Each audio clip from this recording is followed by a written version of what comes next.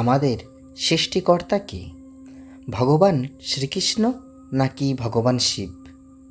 কাকে সর্বশ্রেষ্ঠ জ্ঞানে আরাধনা করা উচিত? আসুন শাস্ত্রের আলোয় আমরা এই সুন্দর সত্য উপলব্ধি করি। শিব কে? শিবের দুই রূপ, সদাশিব ও রুদ্রশিব। শিবপুরাণ, বিষ্ণুপুরাণ ও ভগবত পুরাণে বলা হয়, শিব বিশ্বস্য পিতামহ। শিব সমগ্র বিশ্বের পিতামহ। সদাশিব মহেশধামে অনন্তকাল বিরাজমান। তিনি ভগবান বিষ্ণুর অভিন্ন অংশ। আর রুদ্রশিব হচ্ছেন বিশ্ব চরাচর রক্ষার এক বিশ্বের গুণাবতার। বিষ্ণুর ইচ্ছায় তিনিই সৃষ্টি, স্থিতি, প্রলয়ের বিভিন্ন কার্যকরণে থাকেন।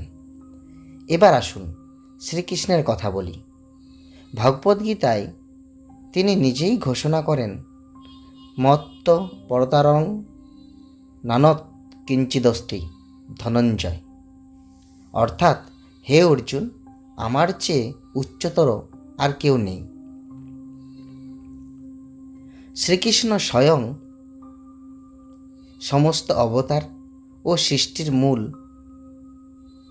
তিনি ব্রহ্মা, বিষ্ণু, মহেশ্বর তিন মহাশক্তিরও উৎস। ভগবত পুরাণে বলা হয়েছে, কৃষ্ণস্তু ভগবান স্বয়ং। কৃষ্ণই স্বয়ং ভগবান।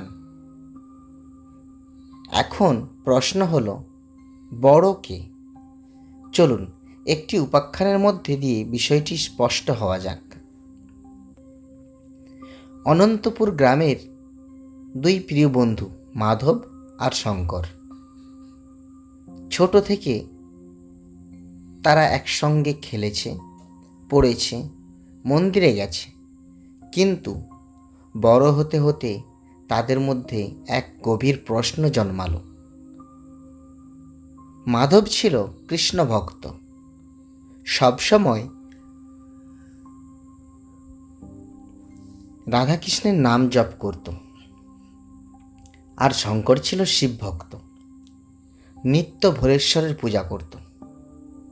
একদিন দুজন গাছের ছায়ায় বসে তর্কে জড়িয়ে গেল।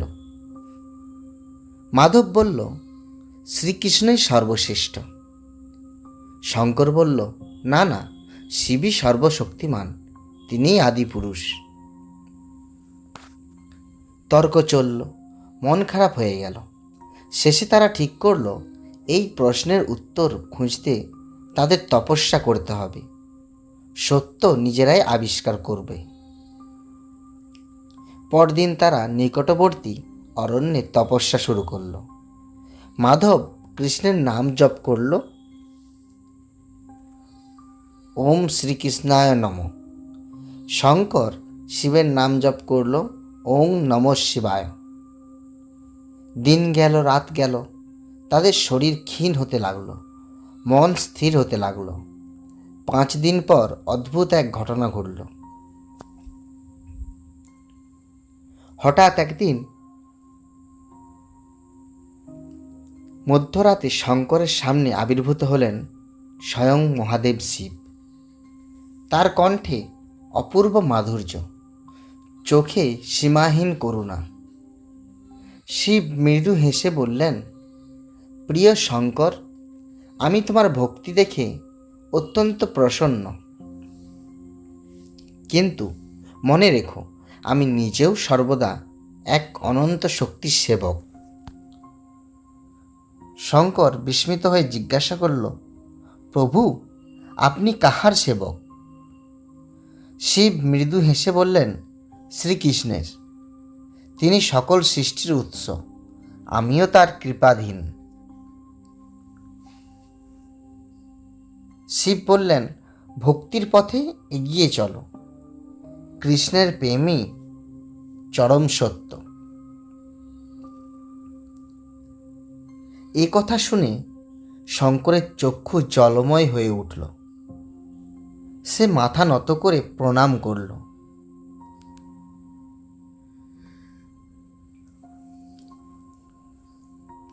অন্যদিকে মাধব তপস্যায় নিমগ্ন ছিল। এক রাতে তার সামনে আবির্ভূত হলেন শ্রীকৃষ্ণ, কনকবর্ণ নীলবসন পরিহিত। শ্রীকৃষ্ণ মাধবের মাথায় হাত রাখলেন, বললেন, প্রিয় মাধব, তুমিও শিবকে ভুলে যেও না। তিনি আমার পরম প্রিয় ভক্ত। শিব ছাড়া কৃষ্ণ ভক্তি পরিপূর্ণ হয় না। মাধব বিস্ময়ে জিজ্ঞেস করল, প্রভু, আপনি শিবকে কত বড় স্থান দিয়েছেন? শ্রীকৃষ্ণ মৃদু হেসে বললেন, আমার হৃদয়ের মধ্যে শিব অধিষ্ঠিত আছেন। যে শিবকে সম্মান করে সে আমাকেও লাভ করে। মাধব তখন অনুভব করল শ্রীকৃষ্ণ ও শিব দুজনই আলাদা নন, একই চেতনার দুটি রূপ। অতএব শিব হলেন বিষ্ণুর এক মহিমান্বিত রূপ। কেউ যদি শিবের পূজা করেন, প্রকৃতপক্ষে তিনি বিষ্ণুরই পূজা করেন। স্কন্দ পুরাণে আছে, শিব ও বিষ্ণু এক অবিভাজ্য সত্তা। ভক্তিভাবে পার্থক্য আছে। শিবের সাথে ভক্তরা সাধারণত শান্ত রস বা দাস্য রসে যুক্ত হন। শ্রীকৃষ্ণের সঙ্গে যোগসূত্র হয় শান্ত দাস্য ছাড়াও সখ্য মানে বন্ধুত্ব, বাৎসল্য মানে পিতৃত্ব মাতৃত্ব, মধুর মানে প্রেম, রসাত্মক সম্পর্কে। এটাই ভগবান শ্রীকৃষ্ণের ভক্তির গভীর সৌন্দর্য। তবে শিবের ভক্তিও তুচ্ছ নয়। শিব নিজে গভীর ভক্তি সহকারে ভগবান শ্রীকৃষ্ণের নাম স্মরণ করেন।